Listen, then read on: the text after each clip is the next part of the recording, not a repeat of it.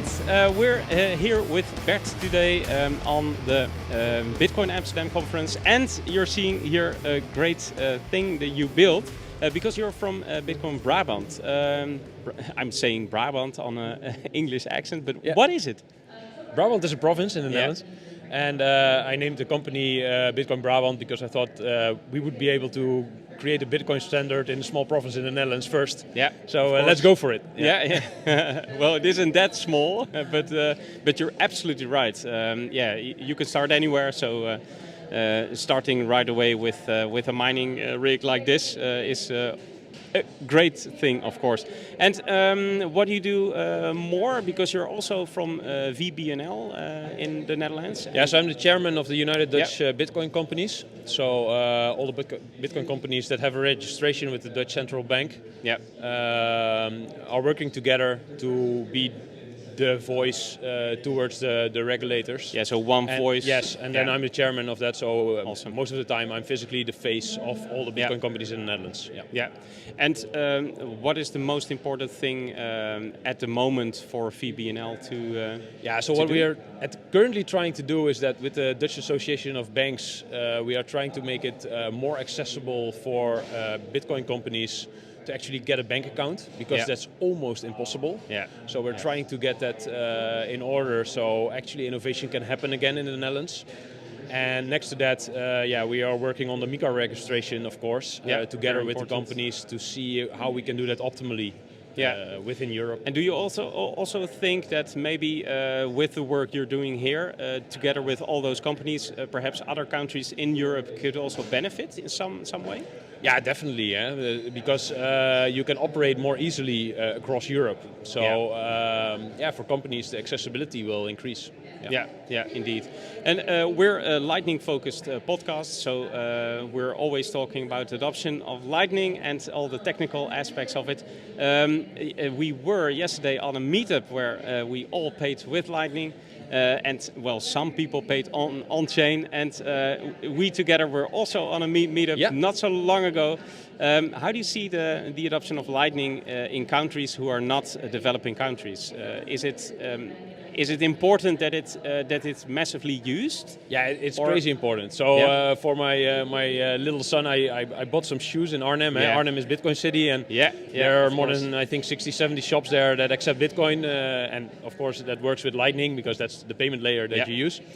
And it's really nice, because when you then pay, for instance, and you're standing in the line, and he's paying with Bitcoin, and then everybody's talking about Bitcoin in the shop, you know. And so it's really great to show that that you pay with it. And at my local butcher, I'm already paying for, I think, more than 2 years all my stuff that I buy there, and I go there twice or 3 times a week, I think. So people in the town also see me paying every time with Bitcoin, which is actually faster than with the traditional bank account, you know, with your card, you have to get it out. No, it's just your phone, it's instantly.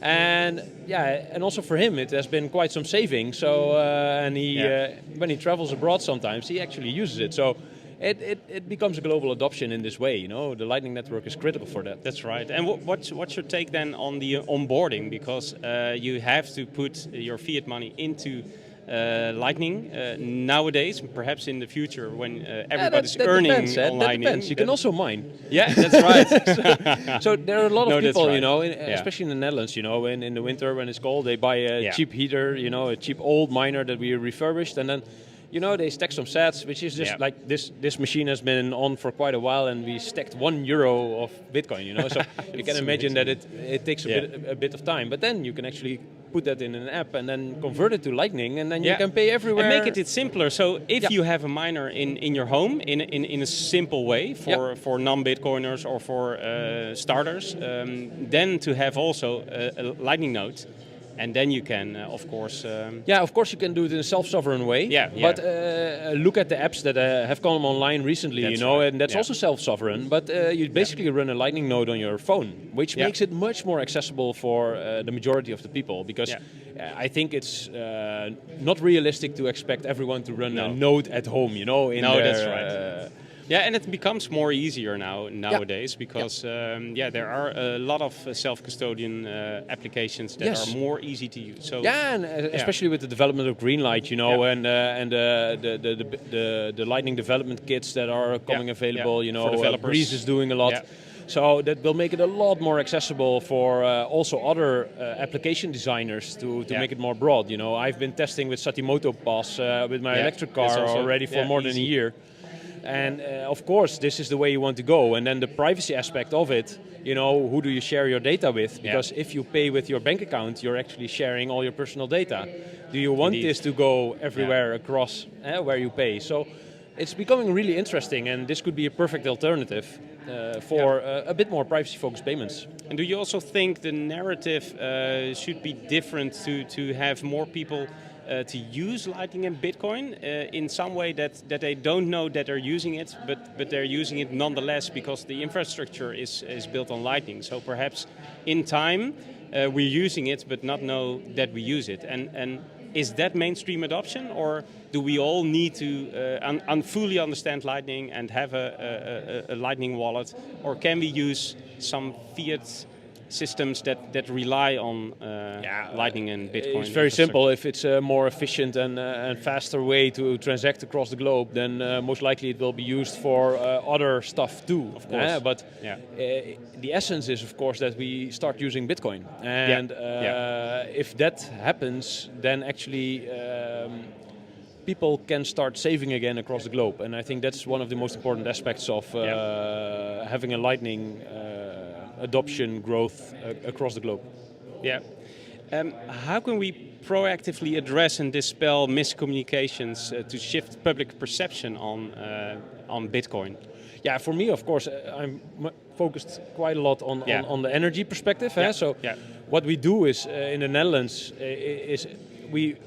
the electricity prices are insanely high. So you have to use the heat because otherwise it's not profitable, and you need excess electricity, which we have quite a lot of in the Netherlands. So what you see happening is that we have negative electricity prices quite often because there's so much renewable generation that they can't do anything. So they shut down all the solar panels and they shut down the windmills.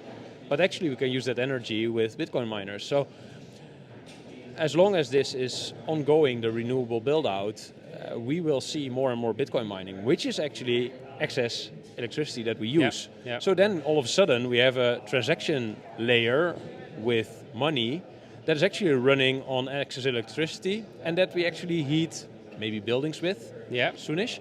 So we are already doing that with businesses, of course, and offices and these kind of things, but also people at home or maybe home blocks, that's a real use case. And that's a real use case, and that is going to happen. And then, of course, it all of a sudden changes because the bank is actually your heater. So it becomes really physical in our life, but it's a much better way than what we are doing currently. I love this use case because, on the other hand, you have use cases in Guatemala, for example, to use that it's a possibility within Western countries to use it and do some good. So thanks again. Yeah. Thanks again. Thank you. And for enjoy the Bitcoin Amsterdam. Yeah, and you too.